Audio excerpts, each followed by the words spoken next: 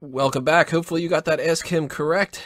We are going to continue on here with the hot tags of the week, some different news, rumors, stories, interesting little side notes, or whatever we need to do that happened in the past couple of days. Let's start off with SummerSlam. It's going to be returning to the Barclays Center in 2016 and 2017. They're really going for just like targeting that area a lot now, aren't they? They did 3 shows on this year's SummerSlam, and they booked 2 more SummerSlams afterward. They might be doing that same kind of stuff.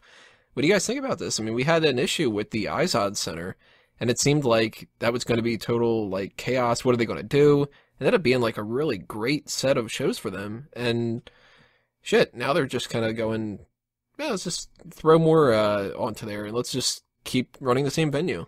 You guys in for it, or do you think that they should switch it up a little bit more? Well, they did it for, 7 years out of the Staples Center in Los Angeles? 7 years? It was so...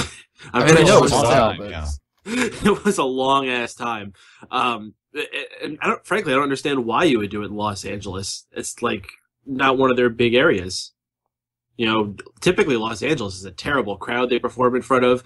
New York is their home base. And if you're not going to bring WrestleMania itself into New York City, you got to do some kind of big show there and do something big for them, because that is your flagship area.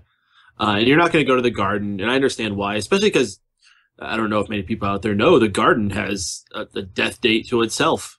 The Garden's going to be gone another not even 7 or 8 years, I think, itself. So it's good that they're looking to the future. Barclays is a brand new facility. I think it was built less than 2 years ago. State of the art, all these awesome things about it. I went to the takeover show they had at the big weekend they did there. It was a total blast, easy to get in and out of, easy to get the public transportation to it.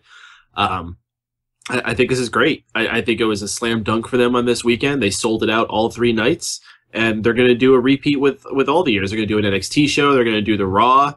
I would imagine they might even try to do Access again, because they used to do Access for SummerSlam. I think they could actually pull it off if they're doing this. Especially if they give it an extra hour. Like, they treated it as a huge deal this year. And it should be. It's SummerSlam. I stand on, I'm okay with it and not okay with it at the same time, because typically when you give the same venue and the same audience, the same crowd, they normally become complacent with it. I don't know if that's going to be the case. Typically you want to starve your audience, so by the time that you come back around, they're eager to sell out the place again. New York's a hot crowd, so it's not something you have to worry about with them as much as you would like in LA or something. But it's also a year apart. It's not like you're talking about doing it next month or something like that. It's a whole year. If they're going to do this every year, I think they need to run less shows in New York, generally. They actually already run far less shows in New York. Then that's good. The only time they go to the Garden is for an occasional house show. They'll do 1, maybe 2 house shows at the Garden a year. Well, that's the ideal thing to do, because otherwise, I don't want... The last thing I want is bored, smarky wrestling fans. Get all those cheers that are just like, JBL, JBL. I know it's not the same thing as far as being the same city, but as far as the Royal Rumble goes this year, it's always a smarky audience, and I'm not looking forward to what used to be my favorite pay-per-view. Well, you had Peyton and I kind of following along with what we should have. And a lot of it is their fault. Yeah, I mean, if they give you a good enough show, people will turn around. Meh. I think they sabotaged that main event. I thought that Royal Rumble would have been a lot of fun. What? How many hours were in sabotage that? They started sabotage. Oh. They sabotage. They sabotage. Yeah, they kind of... This is a whole different topic, but I'm sure we're going to talk about it again next time Royal Rumble comes around. Moving on to a suspension that we had. Hornswoggle, 40-day suspension for wellness policy violation.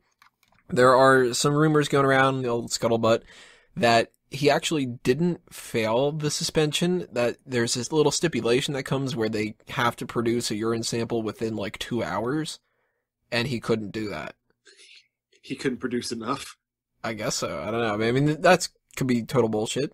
We know that he's suspended. That's the only thing we know, because it was announced on WWE.com. We just don't know why he's suspended, or the ramifications that are coming out of it, or what. But supposedly he was a big pothead, right? Yes. Yeah, but you don't get a violation for smoking pot on their I thought you wellness did. policy. No, you only get caught for using synthetic marijuana. As far as regular marijuana, it is a violation, but not a suspendable violation. That gets you a huge ass fine.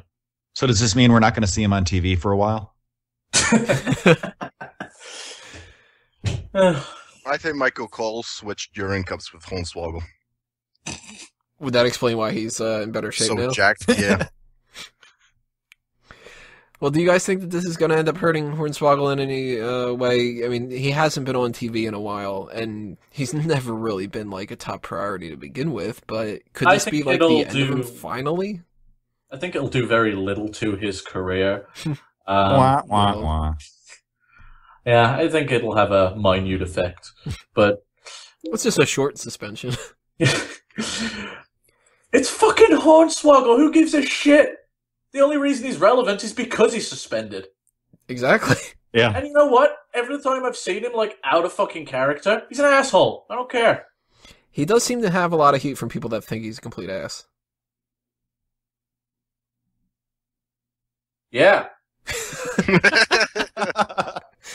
So, I don't know, maybe this will be one of those things where it's like he's a jerk, and now they suspend him, and now it's like, well, now we can't even say that he's got no black marks against him or anything, you know? Maybe that could end up leading to it. We haven't seen El Torito in a while. El Torito's probably rubbing his hands together right now. Just saw him like 3 weeks ago. What are you talking about? Yeah, he got his ass kicked by Matadores.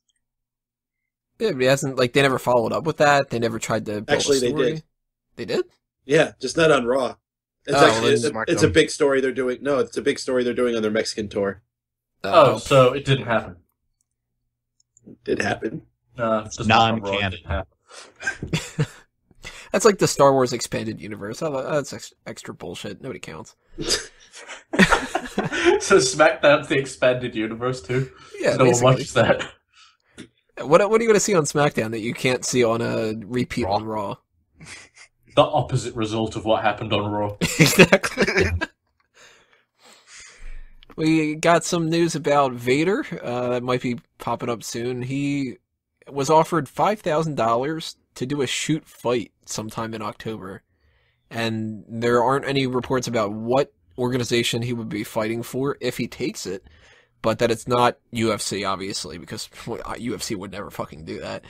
So it's more than likely some kind of like littler UFC offshoot, kind of an MMA promotion or something. But would you guys be it's interested in little seeing UFC? Maybe Hornswoggle can dabble in that. Maybe. Would you guys be interested in seeing that? To me, Vader shouldn't be doing it. Oh, he's like, what, 60-something now? He's got to be up there. Yeah, I have better no shape interest. than any of us. Well, I have no interest in seeing this, but I don't know. I'm sure there are people out there who are interested. Wait, which Vader are we talking about now? Darth Vader or Vader Vader? We're on the other side of the expanded universe. The man they call Vader. The fat Vader who lost his was it his eye that fucking like fell out during a match? What? Yeah. Vader, yeah, I think it was his eye that fell out. Yeah, somebody like accidentally poked his eye out or something and it like popped out of its socket. Gross. The more you know. So yeah, that Vader. So based on just that description alone, no, I don't want to see him punched and watch his eyes fall out. After watching high-level MMA, when I watch amateur bouts, which essentially what the skill level is going to be at, it can be beautiful or abysmal. It could just be turned into a real fun bloodbath between two fatties. Because I imagine they'll just stick him against like a Bob Sapp or something. Like he's not doing anything. Yeah, fucking Bob Sapp. Bob Sapp versus Vader. I could see like some Rage Cage putting that together. Yo, let's get Vader versus Butterbean. Butterbean That's would money. fuck him up. Butterbean.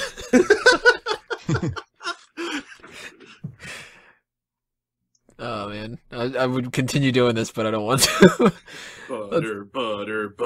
Bean. He doesn't look so fucking mean. Oh, fuck it clean. Seriously, he looks gross as shit. We might end up doing a Vader outro, maybe. Let's continue on the hot tags here. A bunch of stuff with merchandise has been going on this week. New Day socks might be coming to WWE Shop. New We made Day socks. jokes about that a while Yeah, ago. what the heck? New Japan Pro Wrestling has acquired merchandise rights to Jushin Thunder Liger. So we don't know what the ramifications of that might be when it comes to possible stuff in the future for WWE. And WWE blocked Jim Neidhart's t-shirt sales on Pro Wrestling Tees, claiming that they had exclusive rights to all of his kind of merchandise stuff. Pro Wrestling Tees is bitching and complaining and saying, well, you don't own his name. How do you own, like, marketing his name and stuff? Well, you know, how else are you going to market it other than as a WWE legend? And that's a WWE thing. It makes sense to me. WWE should have the rights to do that if they've got some kind of a contract. So, Neidhart, New Day socks, and New Japan with Liger. What do you guys think about this and state of merchandise? I just feel bad for all the fans that now have to pay overpriced WWE prices for their Jim Neidhart t-shirts. Couldn't even fucking say that with a straight face. Who the fuck's buying a Jim Neidhart t-shirt? Well, nobody now that it's not on Pro Wrestling Tees. You know what? WWE should be commended for getting that shit off the internet. I don't know. You mean to tell me that you wouldn't buy a Jim Neidhart t-shirt that had some kind of phrases of him bitching at Tyson Kidd like we were talking about before? Yes, Bullying TJ t-shirts. I'm like really tempting on that. That's actually tempting. The Jushin Thunder Liger one, I'd be interested to see if that's like for global distribution or just in certain countries. Could be just for Japan. Mm-hmm. So I could see it being a deal where Jushin markets himself with the WWE in America and New Japan in Japan. It would make the most sense. And New Day socks. Shannon, any thoughts about these? I'll wear them. Which ones? The socks or the Neidhart? Yeah. Yeah, all of it. I like wrestling stuff. I don't think you'd be able to get rid of a Jim Neidhart t-shirt. I mean, they wouldn't take a fucking Hacksaw Jim Duggan t-shirt off Tony. WWE.com couldn't sell those Larry Zbyszko shirts. Even though they dropped them to like $6. It's like package deal. If you buy another t-shirt, we'll give this to you. And people are like, can I just buy it separately? Like give it to homeless people, and they're like, "Oh, Larry's a biscuit." Yeah. Couldn't you just give me McDonald's or something? Oh, man. Kaylin, any thoughts about the merchandise stuff? Like Mike, I would also wear some New Day socks. I think that would be pretty cool. Weren't we joking about that before? A while ago. Yeah. Months ago. I'm glad they're making it happen because I'm going to order mine as soon as they're available. Sean, I they should expect probably you to come be in wearing- 3 as a pack, though, right? They don't come in a pair. There's 3 of them. In case you lose one. Yeah. One of them is Xavier Woods. One of them you can put your trombone in. Insert innuendo. Our final hot tag. Mark Henry has talked about how he's going to retire sometime soon, and they asked him who he would actually want to retire him. And the name that he threw out there, Daniel Bryan. He said that he respects him a whole lot, and that match would be good. It would be a good way for him to go out on like a positive note, that kind of a thing. So, 2 things for this hot tag. Number 1, should Mark Henry retire soon? And number 2, is Daniel Bryan the right guy to do it? Yes, and who gives a shit? I'm in favor of Answered 3 times for 2 questions. I'm in favor of guys leaving somewhat on their own terms. I always think they should do the honors before they leave, unless it's like an Undertaker. So for him to put Bryan over, that would be cool. I'm trying to think of what you could do storyline-wise other than just throwing them together. I mean, there is the history that they had, and people thought that it was going to be Daniel Bryan and Mark Henry at Mania for a while for the world title, before that whole Sheamus 18-second match came about.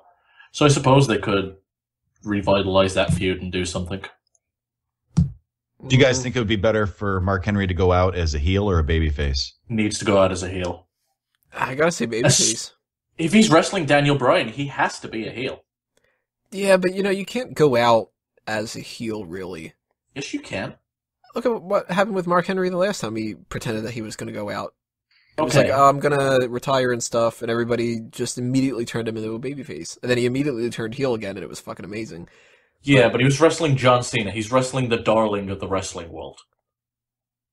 in addition to that, I mean, just imagine Daniel Bryan comes back from his injuries, finally makes his return, and then Mark Henry puts him on the shelf again. That would fucking cause so much heat. It'd be great. Well, Henry also said that he thinks that he's entitled to like a kind of big send-off. Obviously not to the extent of like a Ric Flair or Shawn Michaels or something like that, but that he thinks that, you know, it would be justified. He's been there long enough that he could get some kind of a send-off instead of just like he retires and you don't see him again. So you can't really do that without him being a babyface for that. Yeah, you can. People don't fucking give a shit about that, and then you just do a ceremony the next night and everyone's like, woo, Mark. Fans are fickle. They're not that, like, it's not that fucking difficult. Anybody have any other suggestions of who would be a better person than Daniel Bryan? Because Daniel Bryan might not be returning at all. You never know. Well, if you want Mark Henry to be a face, make Roman Reigns be the face and wrestle him. And then everyone will just turn on Roman Reigns. That's how it works. Plus, I think they can get a good match out of it. You know who should retire him is Big Show, and that way then both of them can retire. Well, like they both just like knock themselves out or something? Yep, and they both get carried out on stretchers and we never see them again. Like, ever. Until we hear about the deaths. Jeez. Really down on these two, aren't you? Yep. Why? Just bored? In general. Never been a big Mark Henry fan. And Christ, I've been less of a Big Show fan for fucking years now. Used to like the Big Show. Not anymore. I think Big Show's more useful to Henry than this point. Well, Henry hasn't been doing anything for the past couple of months. Well, he's been jobbing. Well, he's been doing that, but it's not much of anything at all. I don't know. Peyton, Kalen, what do you guys think about this? Is Mark Henry at the right time where he should be retiring? Should it be Daniel Bryan? If Daniel Bryan could do it. That's what I was worrying about, too. Daniel Bryan has to kind of, like, be there in order to do it. Well, do you guys have any other ideas? Because if he can't, Mark Henry either just retires, you know, comes out one day and just says, yeah, that's it. Or he does have to wrestle a final match. I don't see why Daniel Bryan shouldn't be able to. They're being really fucking stupid about this concussion thing. He's ready to come back. I thought he's been cleared. They won't clear him because they've got like so many days they'll do it before they'll have him do another one of those. I'm trying to remember what the test's called. Stress test? Impact test. Impact test, thank you. That's it. So, like, they've got so many days in between of those, and before they do them. But he's ready to come back. I mean, as far as a final match, why not just feed him to Brock? Well, make it like a squash? Yeah. I mean, he would definitely look like be over with the crowd if he got squashed, and he would have the sympathy out at least. I don't know if he would, because Brock Lesnar already did this to him. True, but I mean, how long ago was that? People don't remember 3 months ago. So it was right before the Royal Rumble where he destroyed Big Show that everybody remembers. So fuck you, Caleb. Well, that's a good little transition for us to go into our main event a little bit later. Big Show versus Brock Lesnar. The Madison Square Garden show is what we're going to be giving our predictions for. But before we get into that, we have to do our little bit of a break with the rest hold. So thank you for listening to the Hot Tags, everybody. Leave your comments below. Tell us what you think about all these different things we just talked about. And we'll see you in the commercial break. Part 3 coming up next.